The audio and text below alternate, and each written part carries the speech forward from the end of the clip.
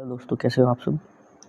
आज हम पढ़ने वाले हैं साइबर सुरक्षा, जो यूपीटीपीएससी के 2023 के बदले पैटर्न के बाद हर बार पूछा जा रहा है। कोई भी एग्जाम अब तक ऐसा नहीं हुआ जिसमें साइबर सुरक्षा को लेकर कोई क्वेश्चन ना पूछा गया हो। तो हमने इसमें लेखपाल को देखते हुए वे सभी महत्वपूर्ण तथ्य इसमें ऐड किए हैं जो या तो पूछे गए हैं या फिर पूछे जाने की संभावना है। तो चलो हम जल्दी से इसको शुरू करते हैं। तो जो हमारा टॉपिक है आज का वो है साइबर सुरक्षा यानी साइबर सिक्योरिटी। इसके बारे में हम जान लेते हैं कि साइबर सुरक्षा किसे कहते हैं। किसी संगठन के नेटवर्क से संबंधित कंप्यूटिंग उपकरणों और डेटा को दुर्भावपूर्ण हमलों से या साइबर हमलों से बचाने का अभ्यास ही क्या है, साइबर सुरक्षा है। इसे अन्य नाम क्या है, इसके कुछ अन्य नाम हैं। एक पहला है सूचना प्रौद्योगिकी सुरक्षा या फिर इसको इलेक्ट्रॉनिक सूचना सुरक्षा भी कहा जाता है। कभी कभी इंटरनेट सुरक्षा के रूप में भी इसको जाना जाता है। साइबर सुरक्षा का उद्देश्य क्या होता है, तो साइबर हमले के पूरे जीवन चक्र के दौरान सभी खतरों से परिसंपत्तियों का बचाव करना इसका उद्देश्य है। इसमें उपकरण क्या क्या है, इसमें जटिल नेटवर्क सुरक्षा प्रणालियों और डेटा इंक्रिप्शन विधियों का उपयोग किया जाता है। आगे हम जान लेते हैं कि साइबर स्पेस किसको कहते हैं। यही साइबर सिक्योरिटी के अंतर्गत एक टर्मोलॉजी है, साइबर स्पेस। इसके बारे में जान लेते हैं। साइबर स्पेस क्या है, इसकी उत्पत्ति साइबर स्पेस शब्द का पहली बार प्रयोग विलियम गिब्सन ने किया था, जो कि 1984 में अपनी पुस्तक न्यूरोमेंस में किया था। इसकी परिभाषा क्या है, कंप्यूटर नेटवर्क द्वारा जुड़कर आपसी संपर्क बनने वाले वातावरण को ही साइबर स्पेस कहा जाता है। किससे, कंप्यूटर नेटवर्क द्वारा जुड़कर आपसी संपर्क से बनने वाले वातावरण को साइबर स्पेस कहा जाता है। इसके क्या क्या घटक हैं, computer network, software, data storage device, internet, website, email, cell phone, ATM machine आदि इसके घटक है। इसकी कानून के बारे में जान लेते हैं। इसे नियंत्रित करने वाला कानून साइबर कानून कहलाता है। इसके बाद जान लेते हैं कि दूसरी टर्मिनोलॉजी क्या है, साइबर वॉरफेयर। जब किसी देश के हैकर द्वारा किसी दूसरे देश के कंप्यूटर नेटवर्क से घुसकर गुप्त व संवेदनशील डेटा को चुराया जाता हो या नष्ट किया जाता हो तथा संचार बाधित किया जाता हो। वारफेयर समझ गए तुम, डाटा चुराना या फिर नष्ट किया जाना क्या कहलाता है, साइबर वारफेयर कहलाता है। इसका एक उदाहरण भी दिया गया है। मई 2021 से फरवरी 2020 के बीच चीन सरकार द्वारा प्रायोजित हैकरों के समूह में APT41 ने अमेरिका की 6 राज्य सरकारों के साइबर खजानों को डाका डाला था। ठीक है, तो साइबर वारफेयर आप समझ गए, किसी दूसरे देश के नेटवर्क में घुसकर उसका कोई डाटा चुराना या नष्ट कर देना। इसका उदाहरण बताया गया है कि चीन सरकार के द्वारा प्रायोजित हैकरों के अमेरिका के कुछ खजानों पर डाका डाला गया था। अब जान लेते हैं इसका महत्वपूर्ण टॉपिक जो है साइबर अपराध। साइबर अपराध किसे कहते हैं, साइबर अपराध के क्या क्या गतिविधियां हैं और साइबर अपराध को हम कैसे बचाव कर सकते हैं साइबर अपराध से, उनके बारे में हम इसमें बात करने वाले हैं, जो कि लेखपाल की दृष्टि से अति महत्वपूर्ण है। तो जान लेते हैं हम इसको।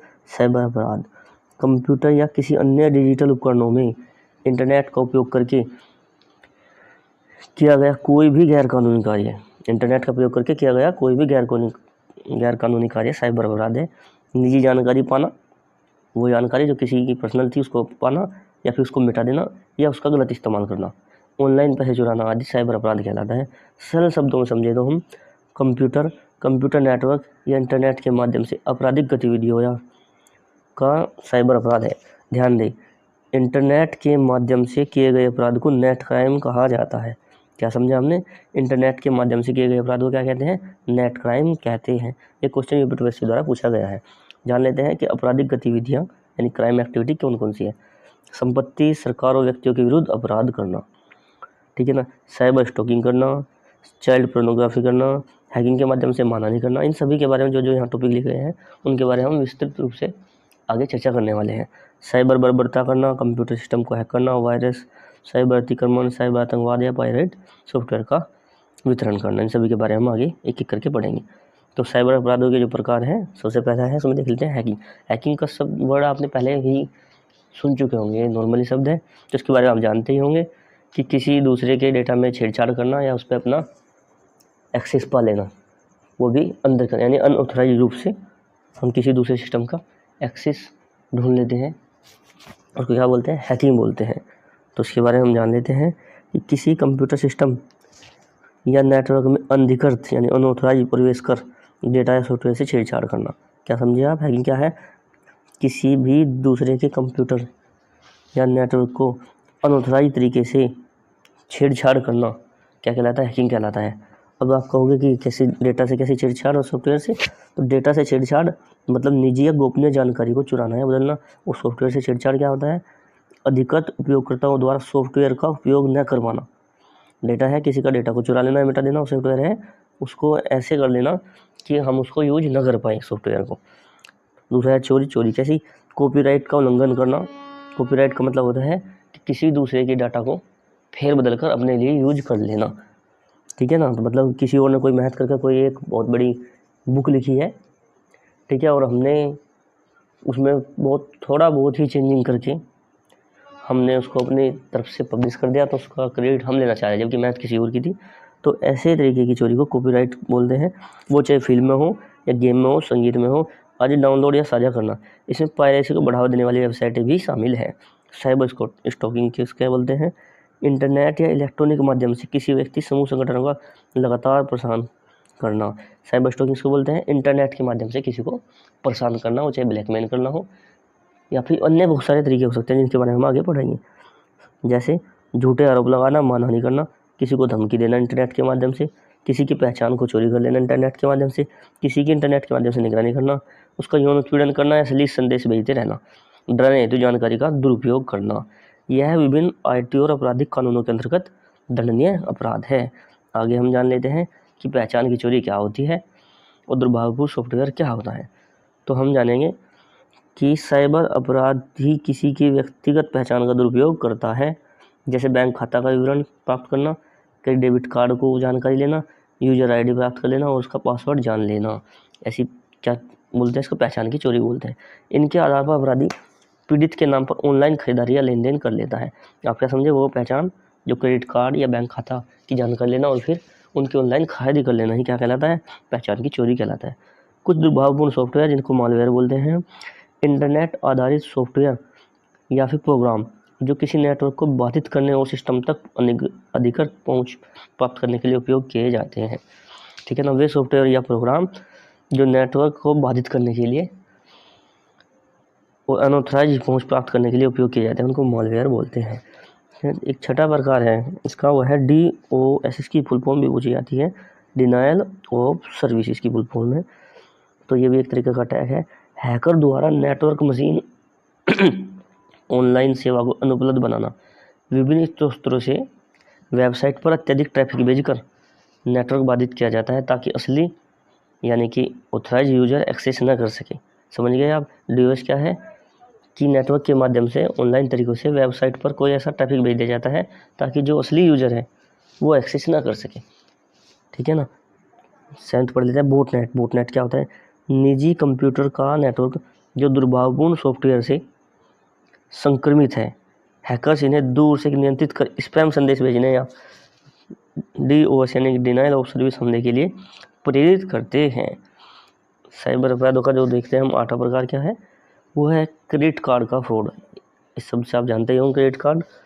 इंटरनेट यूजर द्वारा ऑनलाइन लेन देने के समय असुरक्षित इलेक्ट्रॉनिक लेन देन होने पर बैंकर्स या हैकर्स द्वारा क्रेडिट कार्ड नंबर चुराना, मालिक के स्थान पर उसका दुरुपयोग करना। क्रेडिट कार्ड फ्रॉड आप समझ गए कि किसी अन्य व्यक्ति का क्रेडिट कार्ड की जानकारी लेना और उसका दुरुपयोग करना ही क्या कहलाता है? क्रेडिट कार्ड फ्रॉड कहलाता है। फिशिंग, ये कई बार क्वेश्चन में पूछा जा चुका है, यूपीएससी द्वारा। ये यूनियन स्टैंडर्ड पूछा गया है और दोनों यूनियन स्टैंडर्ड में पूछा गया है। इंटरनेट पर साइबर अपराधों द्वारा यूजर की निजी या संवेदनशील जानकारी, क्रेडिट कार्ड हो या यूजर नेम हो, मांगने का प्रयास करना। तरीका क्या होता है? आपको झूठे ईमेल या लुभावने मैसेज भेजे जाते हैं जो वैध वेबसाइटों के आए प्रतीत होते हैं। लिंक पर क्लिक कराकर गुप्त विवरण डालने का प्रयोग किया जाता है। फिशिंग क्या है? इंटरनेट के माध्यम से आपको एक तरीके से लुभावने मैसेज भेजे जाते हैं या कोई एक फाइल भेजी जाती है जो आपको लगता है कि ये बिल्कुल ओरिजिनल है, जिसका नुकसान क्या होता है कि हम इसको असली मानकर इस पर क्लिक कर देते हैं, जिससे हमारी जानकारी हैकर के पास चली जाती है। ध्यान दें, फिशिंग किसी व्यक्ति द्वारा पहचान छिपाकर गोपनीय सूचना प्राप्त करने की कोशिश है। इसी सूचना के आधार पर नुकसान पहुंचाने की प्रक्रिया फिशिंग स्कैम है। तो फिशिंग में क्या होता है? अपनी पहचान छुपाई जाती है और उन्हें लुभावने मैसेज या स्पैम भेजकर उनसे उनकी जानकारी एकत्र की जाती है। ठीक है, तो ये क्या होता है, फिशिंग। और यह स्कैम क्या कहलाता है, फिशिंग स्कैम कहलाता है। इसको ध्यान में लेकर चलना है, ये वेरी इंपॉर्टेंट है। जान लेते हैं स्पैम क्या होता है। स्पैम के बारे में आप पढ़ते रहते हैं कि वे अवांछित मैसेज जो ईमेल में होते हैं, तो ध्यान से पढ़ेंगे इसको। ईमेल इनबॉक्स में आने वाले अवांछित संदेश यानी कि अनवांटेड ईमेल्स, इनमें प्राय अवांछित विज्ञापन होते हैं, सामान्यतः हानि रहित, लेकिन कोई भी मैलिशियस लिंक, दुर्भावपूर्ण लिंक होते हैं जिनसे वायरस या मेलवेयर आ सकते हैं। तथ्य 1993 में पहली बार स्पैम शब्द का प्रयोग किया था, ध्यान रख के चलना है। कब, 1993 में स्पैम का वर्ड पहली बार आया था। सलामी अटैक के बारे में जान लेते हैं, ये क्वेश्चन बना है एग्जाम में यूपीएससी के द्वारा, ध्यान में लेकर चलना है। एक ऐसा अपराध जिसमें बैंक खातों से वो छोटी छोटी रकम यानी कि 2 रुपया, एक बार ऐसा आपने सुना भी होगा कि एक लड़के ने 1-1 रुपया करके, केवल 1-1 रुपया करोड़ों लोगों के खाते से चुराया था, तो वो करोड़पति बन गया था। और वो ऐसा बहुत दिनों से कर रहा था, लेकिन बहुत छोटा सा अमाउंट चुराता था। तो जब कोई बहुत छोटा सा अमाउंट अनधिकृत तरीके से किसी के अकाउंट से निकालता हो, तो वो अटैक सलामी अटैक कहलाता है। बहुत छोटे से अमाउंट, रकम छोटी होने के कारण पीड़ित को तुरंत पता नहीं चलता। साइबर अपराधी डार्क वेब से डेटा खरीद कर यह अपराध करता है। तो आप समझे सलामी अटैक क्या है, बहुत छोटा सा अमाउंट चुराना, गलत तरीके से चुराना। ठीक है ना। इसके बाद हम पढ़ लेते हैं मेन इन द मिडिल, 2 पक्षों के बीच संचार को बाधित करने को क्या बोलते हैं, मेड इन द मिडिल है। अगर 2 पक्ष हैं, 2 यूजर आपस में किसी को लेकर बात कर रहे हैं, चैट कर रहे हैं, तो उनके बीच में कुछ भी एपीके या अदर फाइल भेज देता है जिससे इनके बीच की चैट बाधित हो जाती है। ठीक है ना, उसको क्या बोलते हैं, मेन इन द मिडिल। फिर है साइबर बुलिंग। साइबर बुलिंग क्या है, इंटरनेट या मोबाइल के माध्यम से किसी व्यक्ति को धमकाना, डराना, ब्लैकमेल करना। माध्यम ईमेल हो सकता है, मैसेज या सोशल मीडिया चैट रूम। इसे साइबर हैरेसमेंट भी कहा जाता है। तो साइबर बुलिंग आपने समझा क्या है, यह है किसी को डराना, धमकाना। ठीक है ना, जो सोशल मीडिया से या ईमेल से या मैसेज से किसी तरीके से हम किसी को धमकाया, डराया, ब्लैकमेल कर सकते हैं, और इस तरीके के अपराध को हरासमेंट भी कहा जाता है। साइबर ग्रूमिंग देख लेते हैं। साइबर ग्रूमर द्वारा बाल यौन शोषण यानी बच्चों का शोषण, किशोरों का विश्वास हासिल करना। इसमें क्या, देखो साइबर बुलिंग मैंने क्या बताया है, किसी को डराना, धमकाना। और ग्रूमिंग में क्या है, किसी का पहले विश्वास जीतना और फिर उसके साथ धोखाधड़ी करना, वो चाहे बच्चे हो या फिर किशोर हो। तरीका क्या हो सकता है, गेमिंग के द्वारा, सोशल मीडिया के द्वारा, चैट के जरिए जारी अकाउंट बनाया जाता है। फेक प्रशंसा करता है, जो भी प्रस्ताव देकर अश्लील तस्वीरें, वीडियो साझा करने की मजबूर करता है। ठीक है ना, पहले बहलाया फंसाया जाता है। ठीक है, आगे जान लेते हैं कानूनी चेतावनी। ध्यान दें, इलेक्ट्रॉनिक रूप से अश्लील सामग्री अथवा बाल एवं शोषण सामग्री तैयार करना, प्रदर्शित करना और प्रचार करना भारत के सूचना प्रौद्योगिकी यानी कि आईटी के अधिनियम 2000 के अंतर्गत दंडनीय अपराध है। यानी कि वो जो कोई गलत सामग्री बनाते हैं, बाल यौन शोषण के लिए कोई तैयार करते हैं, वो सभी गैर कानूनी है। 2000 के अंतर्गत, अधिनियम के अंतर्गत ये सब आता है। अब देख लेते हैं हम साइबर अपराधों से बचाव कैसे किया जा सकता है। तो आप सब जानते होंगे, इसके बारे में थोड़ा बहुत पढ़ा होगा कि एक प्रॉक्सी सर्वर होता है जिसका प्रयोग करने से बच सकते हैं। फायरवॉल होता है, ये फायरवॉल आपने सबने पढ़ा होगा। ठीक है ना, फायरवॉल होता है जिससे बचा सकते हैं। फायरवॉल 3 प्रकार के होते हैं। ठीक है ना, पैकेट फिल्टर फायरवॉल, एप्लीकेशन और सर्किट लेयर। मजबूत पासवर्ड रखें तो भी हम बच सकते हैं। अपने वायरलेस नेटवर्क को सुरक्षित रखेंगे तो भी हम अपराधों से बच सकते हैं। स्कैम से बचें, अपनी आइडेंटिटी की रक्षा करें, अपने डेटा को हमेशा सुरक्षित रखें, अपने मोबाइल उपकरणों को सुरक्षित रखें, नवीनतम ऑपरेटिंग सिस्टम अपडेट करते रहें। तो इसमें हमने क्या पढ़ा, इसमें हमने पढ़ा कि साइबर अपराध से बचाओ। तो इसमें इम्पोर्टेंट है हमारा प्रॉक्सी सर्वर, दूसरा है हमारा फायरवॉल, और तीसरा है हमारा मजबूत पासवर्ड रखें, और चौथा है हमारा ऑपरेटिंग सिस्टम। ये सबसे महत्वपूर्ण है। अगर जान लेते हैं कंप्यूटर वायरस किसे कहते हैं, कंप्यूटर वायरस की फुल क्या है, कौन कौन से कंप्यूटर वायरस होते हैं, इन्हें कैसे प्रयोग में किया जा सकता है, इन सभी के बारे में हम चर्चा करेंगे। इस वीडियो में बने रहे तो आप देखेंगे इस चैप्टर से कोई भी ऐसा टॉपिक नहीं है जो बाहर जा सकता है। जब पढ़ते हैं कंप्यूटर वायरस, वायरस की फुल फॉर्म क्या है, vital information resource under size. एक बार फिर से पढ़ लिया, vital information resources under size. Computer virus एक हानिकारक प्रोग्राम है। कैसा प्रोग्राम है, हानिकारक प्रोग्राम है जो बिना बताए किसी फाइल या प्रोग्राम के साथ जुड़ सकता है, फाइल के या प्रोग्राम के साथ बिना बताए ही जुड़ सकता है। जब हम उस फाइल को खोलते हैं तो वायरस सक्रिय होकर अपने आप फैलने लगता है और कंप्यूटर को नुकसान पहुंचाता है। क्या होता है? अपने आप फैलने लगता है।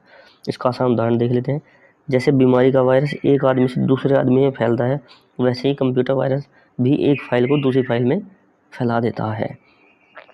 इसके बारे में जान लेते हैं कि कंप्यूटर वायरस की हिस्ट्री क्या है, पहले कब था, सबसे पहला कौन सा था, बाद में कौन सा था, उन सभी के बारे में हम यहाँ चर्चा करेंगे।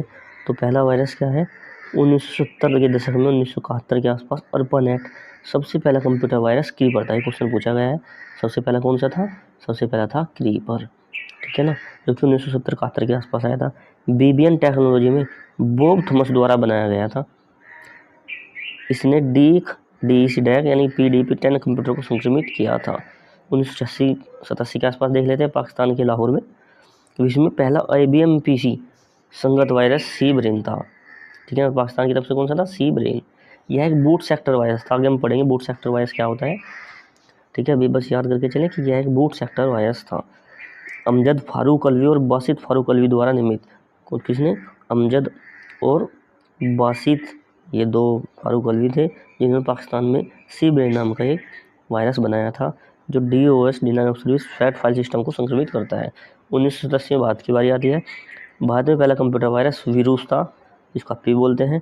नैतिक हैकर और प्रोग्रामर वीरेंद्र कुमार शर्मा द्वारा बनाया गया था। कौन कौन था? नैतिक हैकर और प्रोग्रामर वीरेंद्र कुमार शर्मा के द्वारा बनाया गया था। कंप्यूटर वायरस के प्रकार क्या है वो देख लेते हैं। अभी हमने ऊपर पढ़ा था बूट सेक्टर वायरस, उसके बारे में जानकारी आ गई है।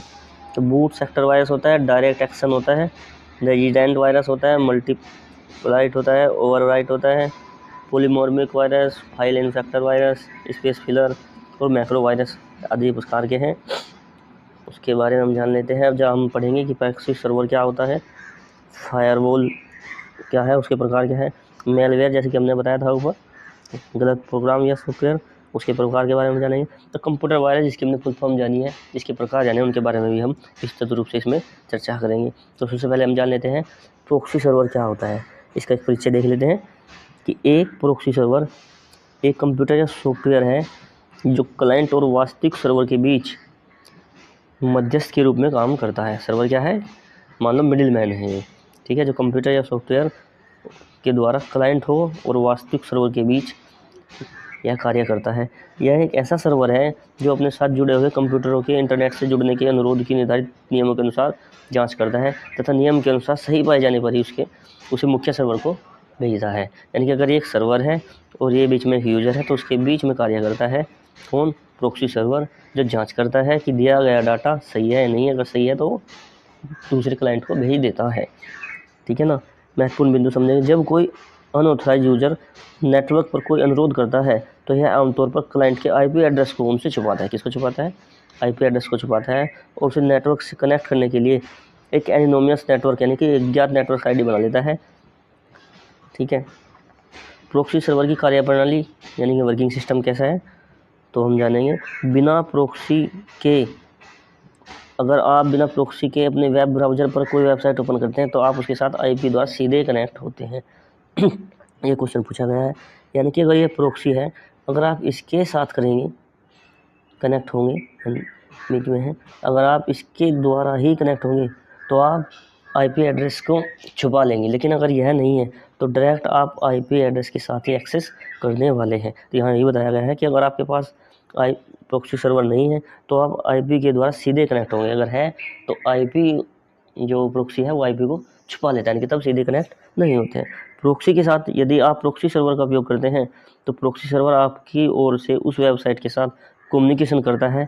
वो इंटरनेट ट्रैफिक प्रॉक्सी सर्वर के माध्यम से ही भेजी और प्राप्त की जा सकती है। समझे आप कि अगर प्रॉक्सी है तो IP एड्रेस को छुपा लेता है और यह IP की जगह खुद से कार्य करता है। अगर यह नहीं है तो सीधे IP द्वारा ही कनेक्ट किया जा सकता है।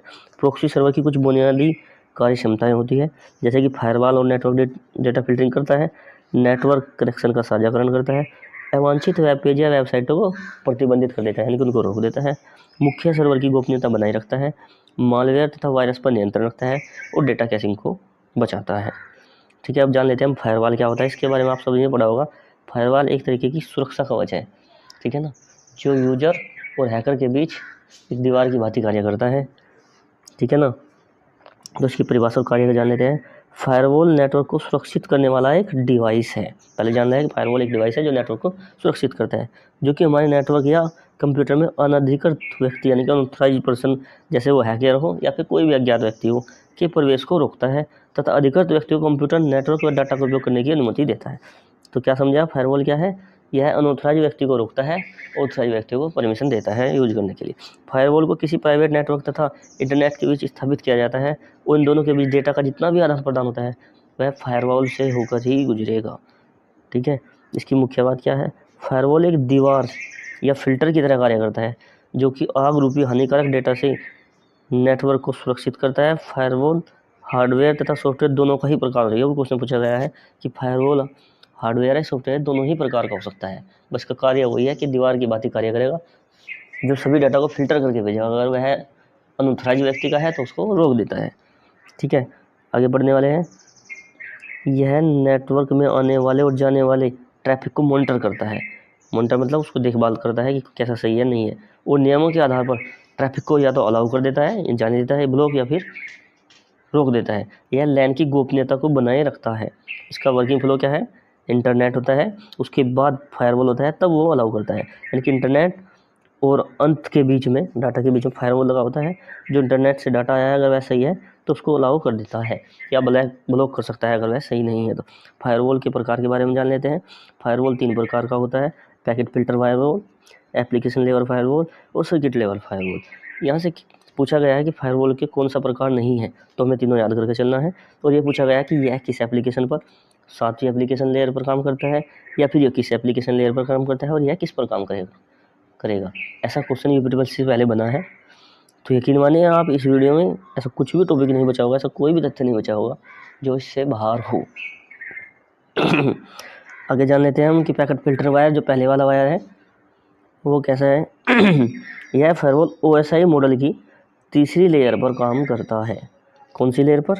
ये तीसरी लेयर पर काम करता है। आप जानते होंगे कि OSI की 7 मॉडलें हैं, ठीक है। वह ऐसे करके हैं, हमने याद रखा है इनको कि आंध्र प्रदेश से तमिलनाडु देख पाए, ये 7 लेयर है, ठीक है ना। एप्लीकेशन लेयर, परसेप्शन लेयर, और ये सभी लेयर इस तरीके के हम आगे चल के बताएंगे। तो ये क्या पढ़ेंगे? हम पढ़ेंगे यह प्रत्येक पैकेट की अच्छी तरह से जांच करता है। आपने ऊपर पढ़ लिया कि OSI मॉडल कौन सी लेयर पर? यह तीसरी लेयर पर काम करता है। यह प्रत्येक पैकेट की अच्छी तरह से जांच करता है और उसके बाद निर्णय लेता है कि यह पैकेट आगे भेजा जाना चाहिए या नहीं। यह प्राइवेट नेटवर्क को घुसपैठ से बचाता है, ठीक है। इसकी कार्यप्रणाली हमने ऊपर बताई दी है कि पहले एक डाटा होता है, बीच में ये काम करता है अपना, और आगे भेजता है कि अलाउ करना है या फिर ब्लॉक करना है। यह इसका एक निर्णय है, अलाउ या ब्लॉक का। एप्लीकेशन लेवल फायरवॉल इसके नाम में छुपा हुआ है। एप्लीकेशन लेवल फायरवॉल यानी कि एप्लीकेशन लेयर पर काम करता हुआ। यह फायरवॉल की OSI मॉडल की 7वीं लेयर जो कि एप्लीकेशन लेयर है उसमें कार्य करता है। इसमें एप्लीकेशन प्रॉक्सी भी, इसे एप्लीकेशन प्रॉक्सी भी कहा जाता है, क्योंकि यह एप्लीकेशन लेयर पर काम करता है, इसलिए इसको एप्लीकेशन प्रॉक्सी भी कहा जाता है। यह फायरवॉल एप्लीकेशन की सूचना के आधार पर पैकेट को अपने से गुजरने देता है या रोक देता है। यह एक प्रकार का प्रॉक्सी सर्वर है जो एप्लीकेशन को प्रॉक्सी प्रदान करता है। आपने समझा कि ये तीनों के तीनों ही फायरवॉल के क्या करते हैं, या डाटा को फिल्टर करके भेजते हैं। इनकी हमको ज़्यादा कुछ नहीं, केवल ये याद करना है कि यह कौन सी लेयर पर पाया जाता है। तो ऊपर वाला हमने पढ़ा था अभी, वो कौन सी लेयर पाया जाता है? वो तीसरी लेयर पर पाया जाता था। ये एप्लीकेशन वाला एप्लीकेशन लेयर पर पाया जाता है, इसलिए इसका नाम एप्लीकेशन प्रॉक्सी भी रखा गया है। सर्किट लेयर होता है तीसरे वाला। यह फायरवॉल OSI मॉडल की 5वीं लेयर पर, जो कि सेशन लेयर कही जाती है, पर कार्य करता है। यह फायरवॉल TCP और UDP में प्रत्येक पैकेट का विश्लेषण करता है। फायरवॉल की पॉलिसी के अनुसार पैकेटों पर एक्शन लेता है। सेम वही इसकी भी है कार्यप्रणाली जो पहले ऊपर दोनों की थी। अब पढ़ लेते हैं हम मेलवेयर, जो बहुत ही ज़्यादा महत्वपूर्ण है। इससे क्वेश्चन बनता ही बनता है एग्जाम में, तो इस पर थोड़ा ध्यान देकर चलेंगे हम। मेलवेयर एक खतरनाक सॉफ्टवेयर या प्रोग्राम है जो आपकी जानकारी के बिना आपके कंप्यूटर में प्रवेश कर जाता है और डेटा चुरा लेता है या फिर डिलीट कर देता है। तो डेटा चुराना या फिर डिलीट करना क्या है? मेलवेयर है। इसका उद्देश्य क्या होता है? कंप्यूटर को नुकसान पहुंचाना, नेटवर्क को बाधित या हैक करना, और प्राइवेट डेटा या संवेदनशील जानकारी को चोरी करना या फिर डिलीट करना इसका उद्देश्य है। इसके क्या प्रभाव पड़ सकता है इससे, इसके बारे में बात करेंगे।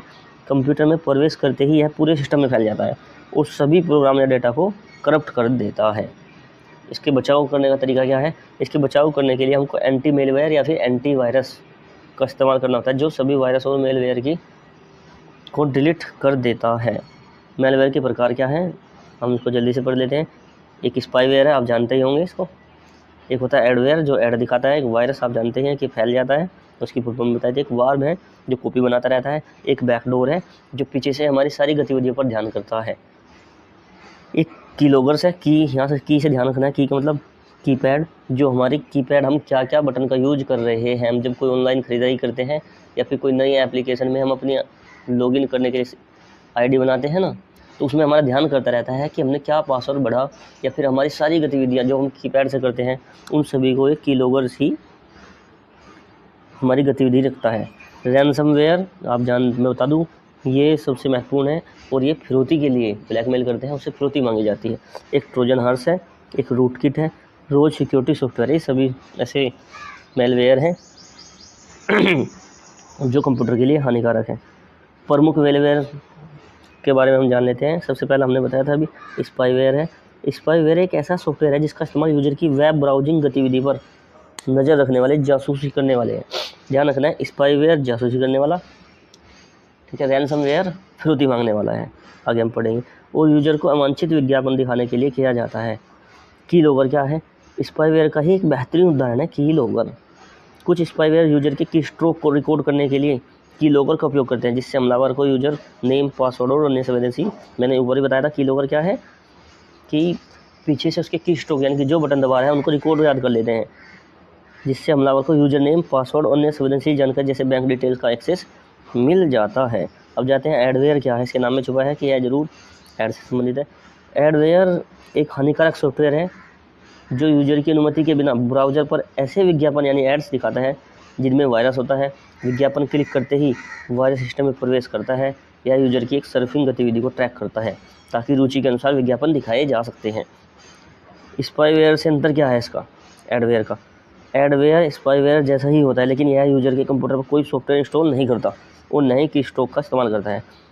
इसमें क्या बताया गया है कि एडवेयर केवल ऐड दिखाता है, यह कोई सॉफ्टवेयर इंस्टॉल नहीं करता, जबकि स्पाईवेयर कोई सॉफ्टवेयर डालता है, कोई एप्लीकेशन डालता है और वहाँ से वो उसको डाउनलोड भी करवा लेता है, यानी हम उससे इंस्टॉल कर सकते हैं। इसमें इंस्टॉल नहीं कराता है, केवल ऐड भेजता है जैसे उसके पसंद के हैं और उसकी वजह से इनकी गतिविधि दिखता रहता है। मुख्य खतरा क्या है? एडवेयर से सबसे बड़ा खतरा यूजर की प्राइवेसी को है, क्योंकि कलेक्ट किए गए डाटा को इंटरनेट में भेज दिया जाता है एडवेयर के द्वारा। अब जान लेते हैं वायरस। वायरस क्या है? वायरस एक ऐसा मेलवेयर है जो किसी फाइल या प्रोग्राम से जुड़कर फैलता है। संक्रमित फाइल को चलाने पर यह सक्रिय होकर अन्य फाइलों को भी संक्रमित कर देता है। इसके मुख्य नुकसान क्या है? फाइल डिलीट या करप्ट कर सकता है, कंप्यूटर की स्पीड को कम कर देता है और सिस्टम को क्रैश भी कर सकता है। अनजान फाइलें सॉफ्टवेयर फाइल डाउनलोड करते हैं, वायरस सक्रिय हो जाता है और फाइल प्रोग्राम संक्रमित हो जाता है। क्या है? अनजान फाइल हो या सॉफ्टवेयर हो, हम उन पर क्लिक करते हैं तो फाइल डाउनलोड हो जाती है और फिर उसमें वायरस होता है, यानी वायरस जो उसमें है वो एक्टिव हो जाता है और फिर हमारी फाइल या फिर अन्य प्रोग्राम को संक्रमित कर देता है। ठीक है, तो ये वायरस की डाटा प्रणाली थी। कंप्यूटर वायरस के प्रकार, boot sector virus, resident virus, ये हम सब के बारे में पढ़ा। अब हम पढ़ लेते हैं वार्म क्या होता है। ऊपर हमने पढ़ा मेलवेयर क्या होता है, स्पाईवेयर क्या होता है, एडवेयर क्या होता है। अब हम पढ़ लेते हैं वार्म क्या होता है। यह एक कंप्यूटर प्रोग्राम या वायरस होता है, ठीक है। यह भी एक प्रकार का वायरस है। अपनी खुद की प्रतिलिपि बना लेता है। क्वेश्चन पूछा जाएगा, खुद की प्रतिलिपि बनाने वाले क्या बोलते हैं? वार्म, ठीक है ना। नेटवर्क का प्रयोग करके दूसरों को भेजता और फैलाता है जब तक मेमोरी भर ना जाए। तो पूछा जाता है जब तक मेमोरी भर ना जाए कौन सा वायरस एक्टिव रहता है? वार्म है। प्रतिलिपि कौन बनाता रहता है? तो वो वार्म बनाता है। बिना किसी व्यक्ति की आवश्यकता के यह स्वतंत्र होते हैं और स्वयं ही दूसरे कंप्यूटर में फैल जाते हैं। कैसे फैलते हैं? किसके माध्यम से? ईमेल के माध्यम से, वेब पेज या चैट मैसेज के माध्यम से फैलते हैं। यहाँ बताया गया है कि कुछ संक्रमित अगर कंप्यूटर है तो वार्म की कॉपी बनाएगा, नेटवर्क का उपयोग करेगा और दूसरे कंप्यूटर में भी प्रवेश कर जाएगा। तब तक करेगा जब तक मेमोरी फुल ना हो जाए। तो वार्म के बारे में हमने क्या पढ़ा? एक तो एक कॉपी बनाता है और दूसरा ये तब तक फैलता रहेगा जब तक मेमोरी फुल ना हो जाए। अब जान लेते हैं बैकडोर्स क्या होता है। ऐसा मेलवेयर जो सुरक्षा सिस्टम को बाईपास करके हैकर को अंदर आने के रास्ता देता है, यानी कि पीछे के रास्ते, जो सुरक्षा का रास्ता है उसके पीछे से आकर अंदर पहुंचता है। हैकर बिना पासवर्ड के सिस्टम एक्सेस कर सकता है। इसमें खास बात क्या है, यूजर को अक्सर पता ही नहीं चलता कि सिस्टम हैक हो चुका है। इसके नुकसान क्या क्या है, निजी और वित्तीय जानकारी चोरी कर सकता है, सिस्टम को पूरी तरह कंट्रोल कर सकता है, अन्य मेलवेयर को भी इंस्टॉल कर सकता है। की लॉगर्स के बारे में जान लेते हैं। जासूसी सॉफ्टवेयर जो कीबोर्ड से टाइप की गई हर चीज़ को रिकॉर्ड करता है, जैसे password, ATM pin, bank detail को चुराने के लिए इसको काम में लिया जाता है।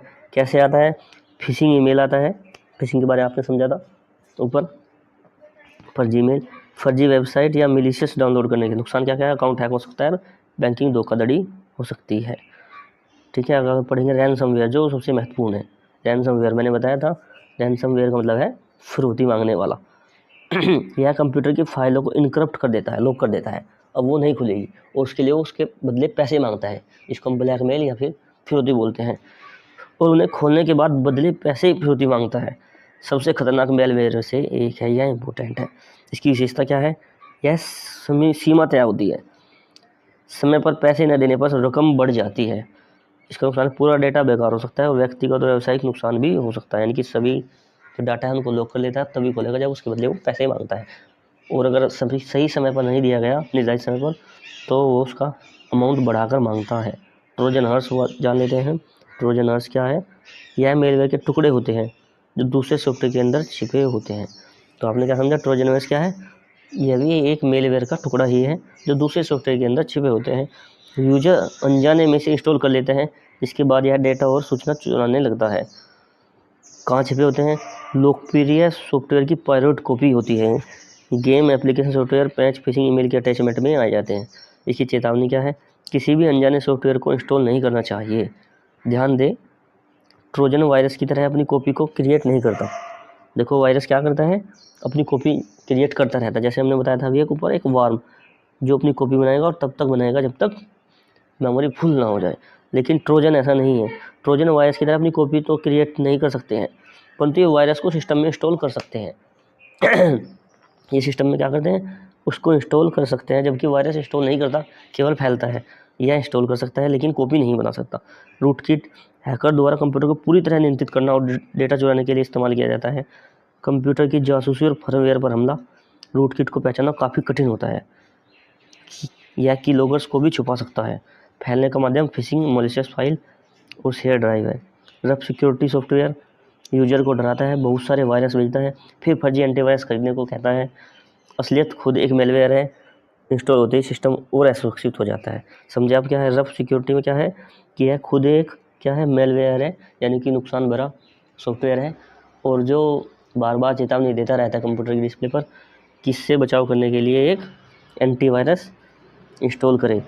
जैसे ही वो इंस्टॉल करते हैं तो वह और दुर्भावपूर्ण होता है, यानी कि हम पैसों की ठगी में असली एंटीवायरस को बंद कर देता है। ऐसे नुकसान में हम पहुंच सकते हैं। ठीक है, याद रखने का आसान तरीका क्या है कि वायरस क्या है, वार्म, ट्रोजन, कीलॉगर, इन सभी को हमने पढ़ा। तो एक छोटा सा हमने बनाया गया है, एक बॉक्स में दिखाया है कि वायरस क्या है। वायरस फाइल से फैलता है, डाउनलोड नहीं होता। वार्म खुद फैलता है और कॉपी बनाता रहता है। ट्रोजन एक धोखा है, वो छोटे छोटे टुकड़ों में पाया जाता है और उसको इंस्टॉल किया जा सकता है। कीलॉगर क्या है, टाइपिंग को रिकॉर्ड करता रहता है। और रैनसमवेयर है, पैसे मांगने वाला नहीं, फिरौती मांगने वाला। एक बार फिर से इसको देख लो आप कि ये सब क्या है, वायरस जो फाइल से फैलता है, वार्म जो खुद फैलता है, कॉपी बनाने के लिए फेमस है। ट्रोजन जो छोटा सा टुकड़ा है मेलवेयर का, वो धोखा देने के लिए बनाया गया है। कीलॉगर मैंने बताया था, की का मतलब कीपैड है, और टाइपिंग को रिकॉर्ड करने वाला। और रैनसमवेयर मैंने आपको बताया था, फिरौती मांगने वाला। ठीक है ना, इन सभी को हमें ध्यान में रखना चलना है। उसके बारे में देख लेते हैं, वायरस के बचाव क्या है और प्रकार क्या है। ठीक है ना,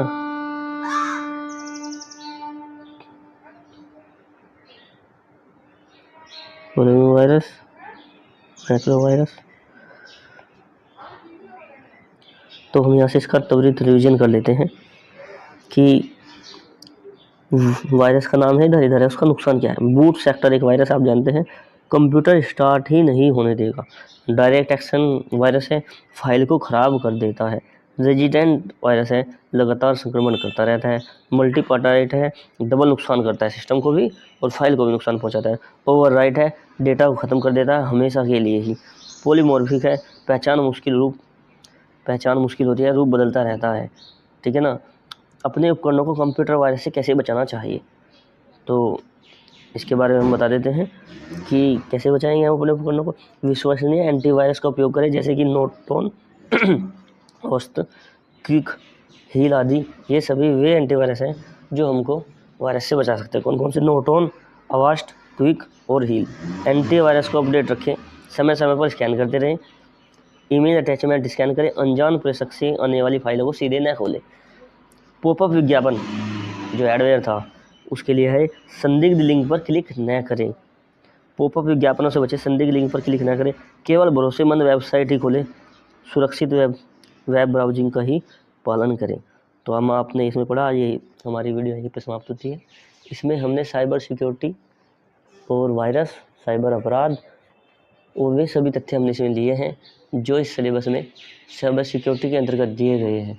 मुझे लगता है कि अब इससे कुछ नहीं बचा और इससे सभी क्वेश्चन बन सकते हैं जो लेखपाल के लिए सिलेबस में हैं।